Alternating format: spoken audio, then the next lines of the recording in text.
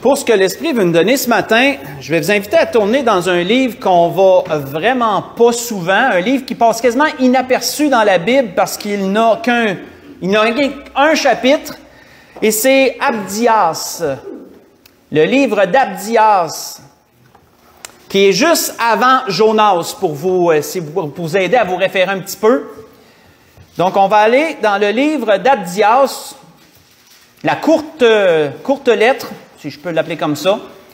Abdias, on va lire le verset 2 à 4, et ensuite, on va sauter du verset 10 à 16 pour introduire le sujet de ce matin. Donc, Abdias, juste après Amos et juste avant Jonas. Une seule page, manquez-la pas. Page et demie. Page et demie parce que c'est sur 2 pages. Mais en tout cas, m'entends ma Bible à moi, en tout cas.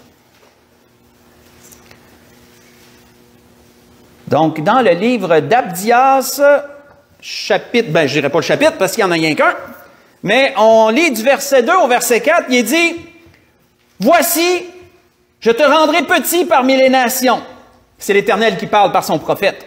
« Tu seras l'objet du plus grand mépris. L'orgueil de ton cœur t'a égaré, toi qui habites le creux des rochers, qui t'assieds sur les hauteurs, et qui dit en toi-même, « Qui me précipitera jusqu'à terre? » Quand tu placerais ton nid au-dessus, aussi haut que celui de l'aigle, quand tu le placerais parmi les étoiles, je t'en précipiterai, dit l'Éternel. Si on saute ensuite au verset 10. En continuant au verset 10, il dit, « À cause de ta violence contre ton frère Jacob, tu seras couvert de honte et tu seras exterminé pour toujours. Le jour où tu te tenais en face de lui, le jour où des étrangers emmenaient captive son armée, où des étrangers entraient dans ses portes et jetaient le sort sur Jérusalem, toi aussi tu étais comme l'un d'eux. Ne repaie pas ta vue du jour de ton frère, du jour de son malheur. Ne te réjouis pas sur les enfants de Juda et au jour de leur ruine, et n'ouvre pas une grande bouche au jour de la détresse. N'entre pas dans les portes de mon peuple au jour de sa ruine. Ne repaie pas ta vue de son malheur au jour de sa ruine. Et ne porte pas la main sur ses richesses au jour de sa ruine. Ne te tiens pas au carrefour pour exterminer les fuyards. Et ne livre pas ses réchappés au jour de la détresse. Car le jour de l'Éternel est proche pour toutes les nations. Il te sera fait comme tu as fait. Tes œuvres retomberont sur ta tête. On va arrêter ici. Pour vous donner le contexte qui est très important pour le message que l'Esprit nous donne ce matin, nous voyons qu'est-ce qui nous est raconté ici par le prophète Abdias, parole de l'Éternel. C'est le jour où Dieu a livré son peuple aux Babyloniens, à Nabuchodonosor. Le jour où Dieu a jugé son peuple parce qu'il l'avait averti maintes et maintes fois sous le prophète Jérémie de se repentir, et le peuple ne s'est pas repenti. En ce jour-là, les Babyloniens ont assiégé Jérusalem et ensuite ils y sont entrés, ils ont violé, tué, ils ont pillé et ils ont détruit. Mais il y a un peuple qui habitait à côté du peuple de Juda, c'était le peuple d'Édom, les Édomites, comme la Bible les appelle. Les Édomites étaient issus de Ésaü et Juda était issu de Jacob. Là, référé à l'histoire des 2 frères. Hein? Ces 2 frères jumeaux, ça, à la base. Là. Si on recule les hiérarchies de chacun, là, la postérité de chacun. Ésaü était celui qui avait vendu son droit d'aînesse à Jacob pour un bol de lentilles. Et on sait que des peuples ont été issus de ces 2 hommes. Le peuple qui a été issu d'Ésaü était les Édomites. Le peuple qui a été issu de Jacob, c'était Israël, mais là, ici, entre autres, Juda, qui était là. Et on voit que les Édomites qui étaient le peuple voisin de Juda, lorsqu'ils ont vu le peuple, les Chaldéens, lorsqu'ils ont vu Jérusalem assiégée, lorsqu'ils ont vu qu'ils étaient attaqués et pillés et détruits, etc., ils ne sont pas venus en aide à leurs frères, entre guillemets, à leurs voisins. Ils ont plutôt aidé les Babyloniens.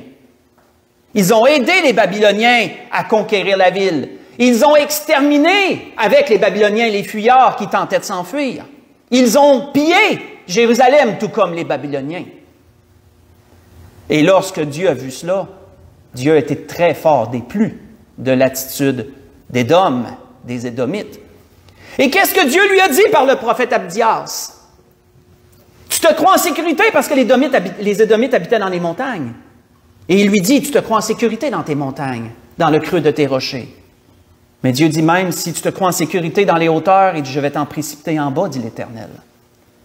Et à cause de ce que tu as fait, Judas, à cause de ta cruauté, à cause de ton mal, tu ne lui es pas venu en aide. Au contraire, tu t'es réjoui de son malheur. Tu t'es moqué, tu t'es réjoui de son malheur, tu as même participé à son malheur. Et Dieu dit, à cause de ça, il te sera fait comme tu as fait. À cause de cela, je vais faire retomber cela sur ta tête, dit l'Éternel. C'est un jugement très sévère que Dieu leur donnait. Mes frères et sœurs, à travers de cette histoire, il nous est donné une façon d'agir de la part de Dieu. Une façon d'agir que l'Esprit veut nous donner ce matin et que nous devons prendre en compte. C'est que Dieu rend toujours à chacun selon ses œuvres. Dieu rend toujours à chacun selon ses œuvres. Les Édomites avaient profité du malheur d'Israël et Dieu promettait de leur rendre l'appareil, comme on dit en bon québécois. Dieu promettait qu'il allait faire venir le malheur également sur eux à cause de ce qu'ils avaient fait, qui était totalement gratuit. Un peu comme le prophète Ésaïe avait dit un jour, « Malheur à toi qui ravage, disait le prophète, et qui n'a pas été ravagé, qui pille et qu'on n'a pas encore pillé. Quand tu auras fini de ravager, tu seras ravagé, et quand tu auras achevé de piller, on te pillera aussi. » Voyez ça dans Ésaïe 33, verset 1. Toujours le même principe. Dieu dit, si tu fais, je vais te le rendre, je vais te ramener l'appareil sur ces choses. Allons voir un autre exemple. On va tourner dans Juges au chapitre 1. Allons voir un autre exemple de cela. Reculons dans les Juges au chapitre 1. Encore une histoire fort intéressante qui nous amène dans ce sujet que l'Esprit nous donne ce matin. Un peu ce que nous, on appellerait la loi du retour. On appellerait ça comme ça. La loi du retour. Il y en a un qui est au-dessus de ça. Hein? Il y en a un qui s'occupe de gérer ça. Et il le gère fort bien. Un autre exemple ici, qui nous est dit dans les Juges au chapitre 1. Si on lit à partir du verset 1 jusqu'au verset 7. Oui, il nous est dit qu'après la mort de Josué, les enfants d'Israël consultèrent l'Éternel en disant, « Qui de nous montera le premier contre les Cananéens pour les attaquer? » Et l'Éternel répondit, « Juda montera. Voici, j'ai livré le pays entre ses mains. » Et Juda dit à Siméon, son frère, « Monte avec moi dans le pays qui m'est échu par le sort, et nous combattrons les Cananéens. J'irai aussi avec toi dans celui qui t'est échu en partage. » Et Siméon alla avec lui. Juda monta, et l'Éternel livra entre leurs mains les Cananéens et les Phéréziens. Ils bâtirent 10 000 hommes de Abézek, et ils trouvèrent Adoni-Bézek à Bézek. Donc là, ça devient mêlant, mais Adoni-Bézek était le roi de Bézek. Donc, pour simplifier la chose. Ils l'attaquèrent et ils bâtirent les Cananéens et les Phéréziens. Et Adoni-Bézek prit la fuite, mais ils le poursuivirent et le saisirent, et ils lui coupèrent les pouces des mains et des pieds. Faire une pause aussi, ici. Les pouces des mains, les pouces des pieds, c'est les gros orteils, pour simplifier. Donc, ils lui ont fait quelque chose d'assez spécial. Lorsque ce roi a fui et qu'ils l'ont rattrapé, ils lui ont coupé les pouces et les gros orteils. Il nous a dit quoi par la suite? Adoni-Bézek dit, 70 rois ayant les pouces des mains et les pieds coupés ramassaient les miettes sous ma table. Dieu me rend ce que j'ai fait. On l'amena à Jérusalem et il y mourut. On va arrêter ici. Lorsqu'ils ont apposé ce châtiment à ce roi, qui est quand même assez particulier, ce roi a raconté son histoire. Il ne le savait pas. Il n'était pas au courant avant de ce que ce roi avait fait aux autres rois que lui avait conquis, comment il les avait humiliés et traités comme des animaux, à ramasser les miettes sous sa table comme des chiens, et qu'il avait coupé les pouces des mains et les pouces des pieds, les gros orteils, à ces rois pour les humilier davantage et les traiter comme des animaux. Et lorsqu'ils l'ont traité de la même manière, sans même savoir cette histoire, il a reconnu, Dieu m'a fait ce que j'ai fait. Dieu m'a rendu ce que j'ai fait à ces rois. Et il est mort à Jérusalem, que la Bible nous dit. Dans ces choses, frères et sœurs, quand on regarde ce qu'on a vu jusqu'à présent, on a vu que les Édomites, qui n'étaient pas le peuple d'Israël en tant que tel, qui étaient issus du frère de Jacob, quand on remonte dans les postérités, mais qui n'étaient pas le peuple d'Israël, on voit qu'ils ont agi de la sorte comme on a vu. On a vu ici qu'un roi païen faisait ainsi au roi qui l'avait conquis. Nous pourrions être tentés de dire, de ce que le Seigneur nous montre jusqu'à présent, c'est Dieu s'occupe juste des païens dans ce sens-là. Les enfants de Dieu, eux autres, sont exempts de ça. On pourrait peut-être penser que Dieu ne ferait pas ça aux siens. Dieu ferait seulement ça aux païens. Détrompons-nous, frères et sœurs. Détrompons-nous. Parce qu'il y a une histoire que vous connaissez fort bien, on va juste la résumer, on n'aura pas besoin d'aller la lire, mais c'est l'histoire de David. Et l'histoire de David nous rappelle que Dieu va faire la même chose, même envers celui qu'il aime le plus, s'il agit injustement. Vous savez comment David a fait tuer Uri pour avoir sa femme Bathsheba. Et si vous connaissez l'histoire de David, vous savez que ça lui a coûté extrêmement cher d'avoir fait ça. Ça lui a coûté le premier-né qui est issu de cette union d'adultère. Dieu l'a fait mourir. Ça l'a fait que sa famille, ça l'a tout reviré à l'envers dans sa famille. Un frère a commis l'inceste envers sa demi-sœur. Un autre frère a tué le frère en question. Et ce fils a renversé son propre père, a fait un coup d'État et l'a renversé de son trône pour un temps. David avait fait une injustice et Dieu s'est occupé de la lui rendre au centuple, si nous pourrions le dire comme ça. On voit que les enfants de Dieu ne sont pas exempts de la loi du retour, si je peux l'appeler ainsi. Les enfants de Dieu ne sont pas exempts de cette chose. On voit qu'il était arrivé à David un peu ce que le prophète Osée avait dit en disant « Puisqu'ils ont semé du vent, ils moissonneront la tempête. » C'est un dicton, en passant, ça vient de la Bible, ça, si vous ne le saviez pas. C'est dans Osée 8, verset 7. « Puisqu'ils ont semé du vent, ils moissonneront la tempête. » La parole nous dit que Dieu fait exception de personne. Que si Dieu voit quelques injustices qui méritent réparation, qui sont totalement gratuites et qui méritent réparation, Dieu prend en charge de réparer les choses. Dieu prend en charge de rendre les choses à celui qui les a faites. Et Dieu, sur ce point, traite à l'égal soit une nation, soit un homme. Qu'il soit plusieurs ou qu'il soit un seul, Dieu les traite tous en égal dans ces choses. Vous voyez ça dans Job 34, verset 29. C'est Job lui-même qui se rend compte de cela, qui fait le constat. Vous savez, quand je méditais pendant la semaine sur le message, puis que je ne savais pas pantoute vers où le Seigneur m'en allait, le Seigneur m'a permis de faire une rencontre totalement inattendue. Totalement inattendue.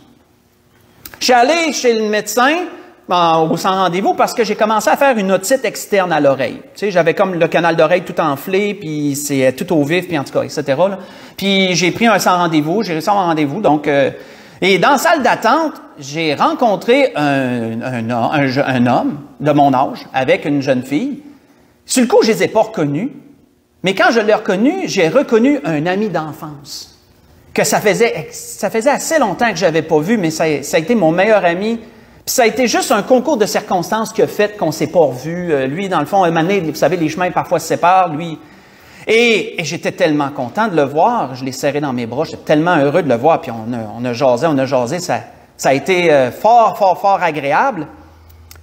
Mais pour vous raconter brièvement, cet homme a vécu beaucoup de malheur. Cet homme était au Seigneur. Maintenant, malheureusement, il a délaissé. Et sa femme, plutôt ex-femme, mais aux yeux de Dieu, je sais qu'ils sont toujours mariés, jusqu'à ce que la mort nous sépare, comme j'aime le dire. Sa femme, c'est une chrétienne aussi. Elle était venue au Seigneur en même temps que mon épouse, dans la même église.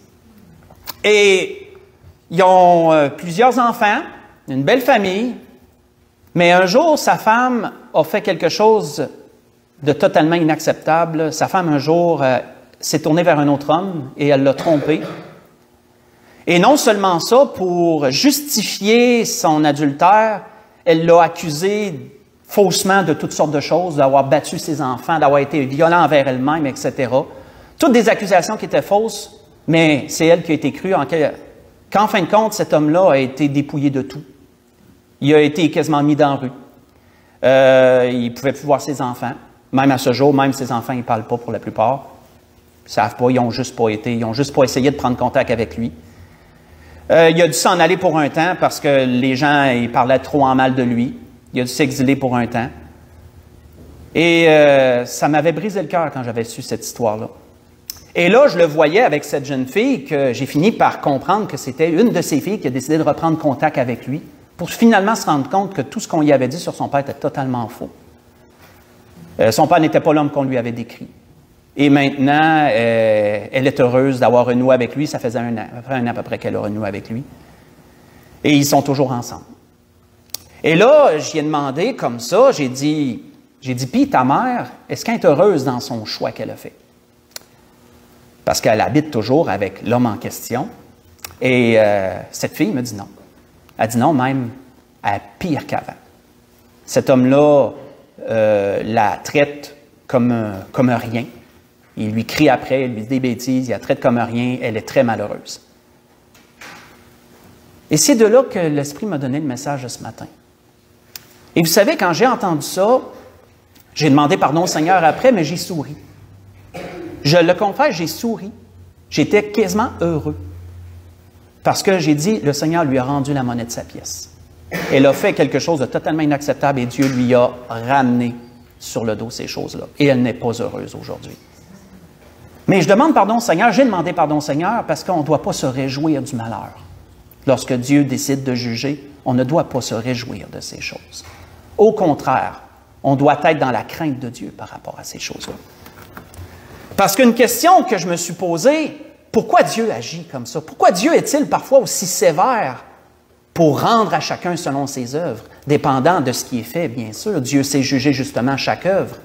Pourquoi Dieu agit comme ça? Allons dans 1er Roi 8 et allons voir ce que Salomon a dit dans sa prière. Et ça répond à cette question. Pourquoi Dieu agit comme ça? Dans 1er Roi, chapitre 8.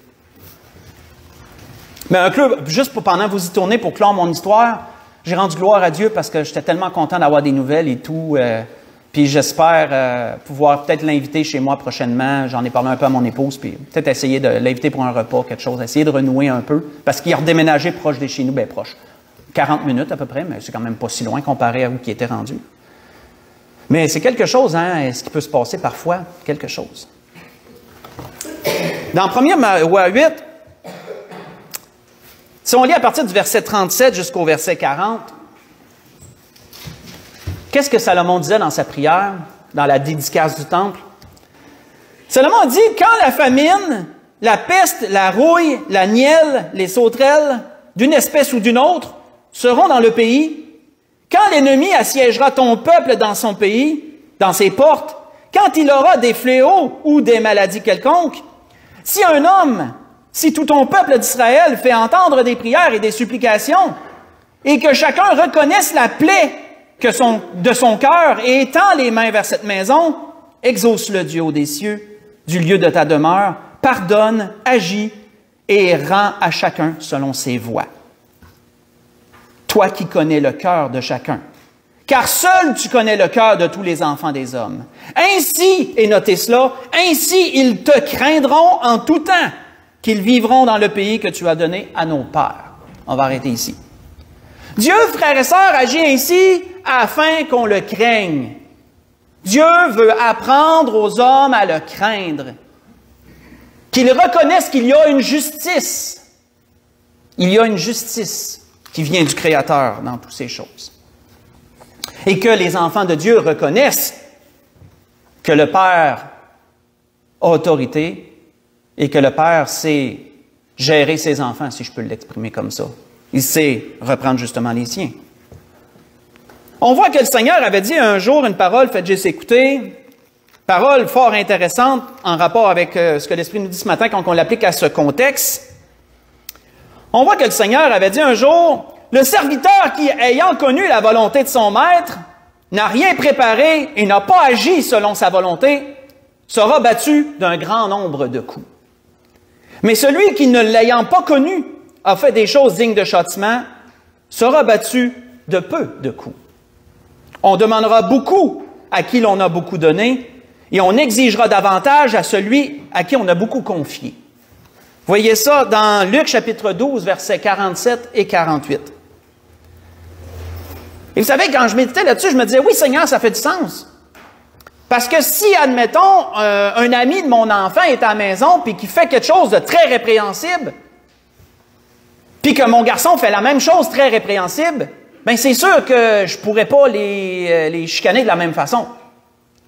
L'ami de mon garçon, ben je vais surtout aller voir son père, je vais laisser son père gérer la situation en ayant expliqué ce qui est arrivé. Mais mon garçon, c'est moi qui vais gérer la situation. Parce que mon garçon connaît les règles de la maison, il sait ce qu'il doit faire et ne pas faire. Ici, c'est un peu ça que le Seigneur disait. Le serviteur qui connaît la volonté de son maître, celui qui sait comment Dieu est et qui quand même agit de façon injuste, Dieu dit, lui, je vais le battre d'un grand nombre de coups. Je vais le reprendre fermement. Parce que c'est mon enfant. C'est mon enfant. Mais celui qui ne le savait pas et qui a commis une chose, bien, il va être battu de peu de coups.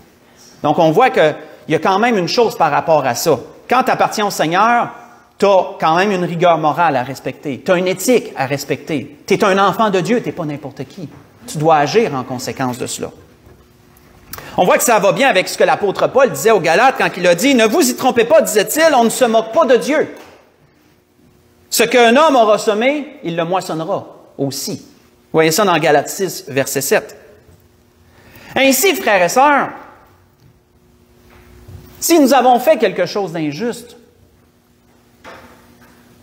sachons que ça se pourrait que Dieu un jour nous en demande compte. Je peux vous dire d'expérience que Dieu m'a appris cette règle personnellement. Je n'entrerai pas dans les détails, mais je l'ai vécu à quelques reprises. Et Dieu m'a enseigné sa crainte sur ce point, je pourrais dire. Mais si on voit, par exemple, quelqu'un d'autre qui nous a fait du mal, être jugé par Dieu, et que son temps de malheur arrive, ne faites surtout pas ce que j'ai fait pour la personne que je vous ai mentionnée. Ne vous réjouissez pas. Parce que ce n'est pas ça que Dieu nous demande. Au contraire, on devrait aller jusqu'à faire ce que le Seigneur a dit dans le même contexte que je vous ai lu, en disant ceci, en disant ceci un peu plus loin, ouais. Excusez-moi, je vais juste trouver le bon endroit pour être sûr.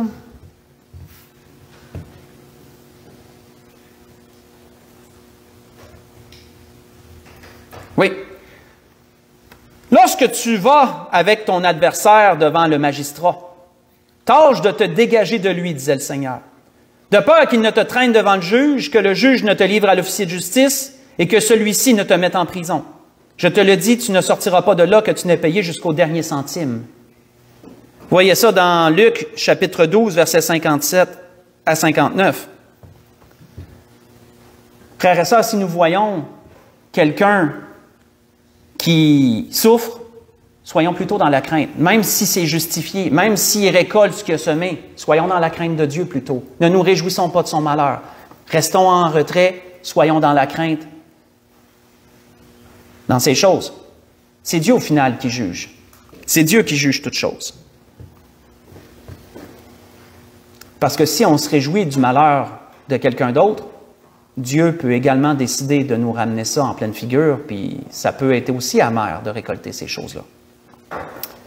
Mais frères et sœurs, cet agissement de Dieu va dans les deux sens, et gloire à Dieu qu'il en soit ainsi. Oui, pour qu'est-ce qui est du mal, Dieu sait rendre à chacun selon ses œuvres. Mais pour qu'est-ce qui est du bien aussi, Dieu sait rendre à chacun selon ses œuvres. Si on tourne ensemble dans Proverbes chapitre 11, allons voir ce que Salomon disait sur cela. Dieu agit ainsi autant pour le mal que pour le bien. Pour le bien aussi, Dieu sait rendre à chacun selon ses œuvres. La justice de Dieu, elle est parfaite. Elle est sans favoritisme. Elle est complète dans toutes ces choses. Dans Proverbes chapitre 11, on voit cela. Salomon l'avait reconnu dans sa sagesse. Proverbe chapitre 11, si on lit à partir du verset 24. Proverbe chapitre 11 à partir du verset 24. On voit que Salomon disait, dans ce qu'il reconnaissait, « Tel qui donne libéralement devient plus riche. Tel qui épargne à l'excès ne fait que s'appauvrir. L'âme bienfaisante, elle sera rassasiée. Celui, qui arrose sera lui-même arrosé. Celui qui retient le blé est maudit du peuple, mais la bénédiction est sur la tête de celui qui le vend. Celui qui recherche le bien s'attire de la faveur, mais celui qui poursuit le mal en est atteint. » On va arrêter ici. Ce que Salomon nous dépeint ici, frères et sœurs, c'est qu'un homme, lorsque quelqu'un s'efforce d'être bon, lorsqu'il s'efforce d'être juste et charitable envers tous, Dieu sait le lui rendre. Dieu sait ramener ces choses sur sa tête. Dieu honore cela. Lorsque quelqu'un s'efforce d'avoir un haut standard de vie morale, d'agir selon la volonté de Dieu, d'être comme notre Père que le Seigneur disait dans les c'est-tu les béatitudes qu'il appelle? Le sermon sur la montagne, lorsque Jésus disait que Dieu fait pleuvoir sur le juste et sur l'injuste, que même celui qui le maudit, Dieu va quand même lui donner le soleil et la lumière, il va lui donner la base, il va donner la pluie.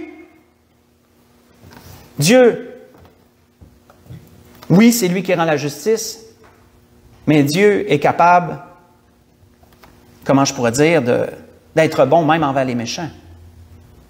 Et Dieu nous appelle à avoir ce standard de vie aussi. On voit que ailleurs, Salomon, toujours dans un autre livre qui nous manifeste ses sagesses,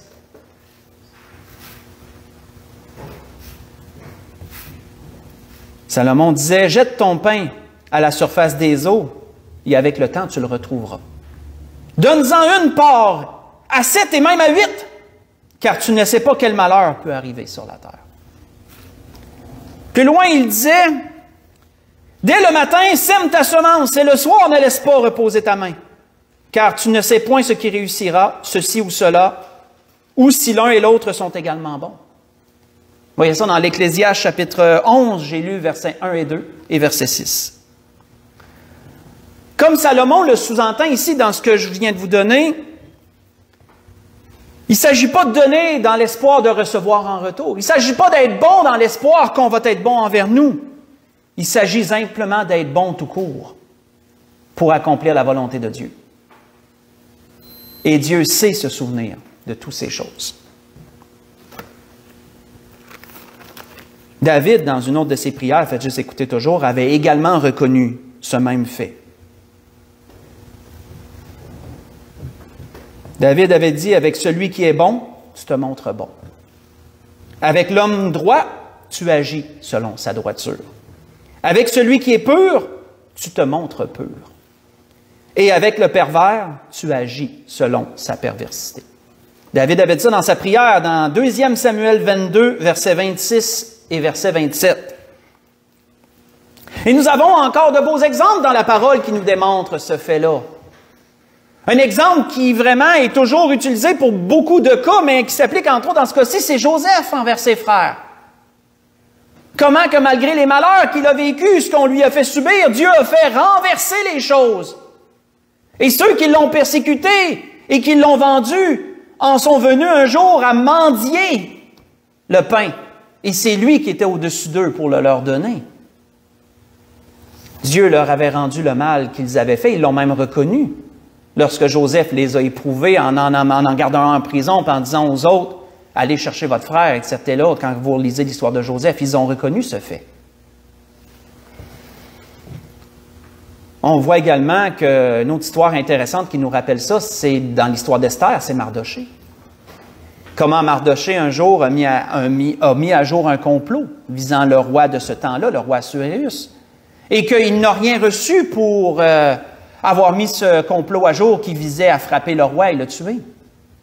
Il n'a rien reçu, mais plus tard, Dieu a fait en compte, Dieu a fait faire qu'ils se sont souvenus de ce qu'il a fait, et Dieu a pu l'élever dans la gloire à travers cela. Et c'était ce que l'Esprit voulait nous dire ce matin, frères et sœurs. L'Esprit a voulu ce matin nous ramener à la mémoire, nous montrer selon la parole une loi. Une loi qui est aussi valable que toutes les lois que Dieu a mises en place ici-bas. Que ce soit des lois physiques telles que la gravité ou toute loi mathématique ou autre, toute loi qui régisse un peu la création. Il y a des lois morales aussi qui régissent la création. La loi du retour en est une. Là où Dieu s'occupe de rendre à chacun selon ses œuvres, que ce soit en bien, que ce soit en mal. Qu'il soit païen, qu'il soit enfant de Dieu. Pour conclure, allons voir dans ce que le Seigneur disait dans Luc chapitre 6. On va conclure avec des paroles du Seigneur. Dans Luc chapitre 6. Luc chapitre 6.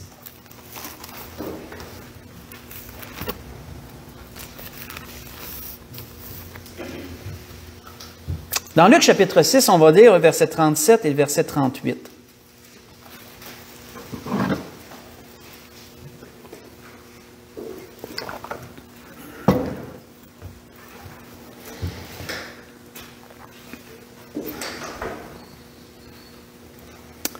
Où le Seigneur disait, ne jugez point et vous ne serez point jugés. Ne condamnez point et vous ne serez point condamnés. Absolvez et vous serez absous. Donnez et il vous sera donné. On versera dans votre sein une bonne mesure, secouée, serrée, secouée qui déborde, car on vous mesurera avec la mesure dont vous vous serez servi, disait le Seigneur. Et vous savez, quand le Seigneur disait absolvez et vous serez absous, quand on regarde, je m'arrêtais sur ce mot-là, absoudre, selon le dictionnaire, c'est d'acquitter, c'est de déclarer non coupable, c'est d'innocenter quelqu'un. Autrement dit, c'est de pardonner, en d'autres mots. Si quelqu'un vous a fait du mal, le Seigneur vous dit absolvez, acquittez, pardonnez, et vous serez absous. Ça rejoint un peu ce que le Seigneur disait dans Notre Père, hein, pardonne-nous nos offenses comme nous pardonnons à ceux qui nous ont offensés. Hein, ça revient un peu à ça. Jésus demande à ses enfants, frères et sœurs, d'avoir un comportement exemplaire, selon sa justice à lui, parce que nous le représentons. Nous sommes représentants de Dieu et de Jésus-Christ. Il y a un blogueur que j'aime écouter, et j'aime bien, il a apporté une expression que j'aime beaucoup, et si vous avez déjà entendu cette expression-là, vous allez le reconnaître. Il dit qu'on doit toujours avoir le haut du pavé moral. J'aime beaucoup cette expression-là. Avoir le haut du pavé moral. Ce qui veut dire d'être la personne qui est sur le bon côté de la justice, en d'autres mots. D'être celui qui est sûr, qui n'a pas fait l'injustice. Celui qui est vu, au contraire, comme étant celui qui a fait la bonne chose aux yeux de Dieu. D'avoir le haut du pavé moral. Ça devrait être comme ça que les enfants de Dieu désiraient vivre en toutes circonstances. Ainsi, nous nous mettons à l'écart de la loi du retour. Nous nous écartons de ce que Dieu pourrait décider de rendre. Dieu, au contraire, va être bon. Et pour notre personne, Dieu saura rendre à chacun selon ses œuvres, s'en remet à la justice de Dieu et non la nôtre. Et si le malheur atteint la personne, nous prions pour elle et nous ne nous réjouissons pas de son malheur. Nous prions pour elle. Plutôt, comme le Seigneur disait, mais aimez vos ennemis, hein, si on recule au verset 35. Mais aimez vos ennemis, faites du bien et prêtez sans espérer, et votre récompense sera grande. Et vous serez fils du Très-Haut, car il est bon pour les ingrats et pour les méchants. Soyez miséricordieux comme votre Père céleste est miséricordieux. L'apôtre Paul disait aux Thessaloniciens, car il est de la justice de Dieu de rendre l'affliction à ceux qui vous affligent. Ça me fait penser, frères et sœurs, même sur un sens plus large présentement. Il y en a présentement sur cette terre qui sont totalement injustes. Ils commettent de grandes injustices. Et présentement, ils se sentent hors d'atteinte du jugement. Mais Dieu aura son heure envers ces gens. Qu'ils soient des gouvernements, du gouvernement, ou qu'ils soient des simples citoyens. Dieu aura son temps. Nous, on prie pour les perdus. On prie pour les gens même qui nous font du mal. On prie que le Seigneur puisse parler à leur cœur et puisse les ramener à la raison et au bon sens. Et à la grâce, bien sûr, en Jésus-Christ. Et nous ne nous vengeons pas nous-mêmes. Nous laissons agir la colère, comme Paul disait, et on prie pour les gens. C'est ainsi que nous avons le haut du pavé moral. C'est ainsi que nous avons un haut standard de vie, que nous reflétons la volonté de notre Père, comme Dieu veut qu'on agisse. C'était ce que l'Esprit voulait nous dire ce matin dans toutes ces choses. On peut se lever pour un dernier cantique.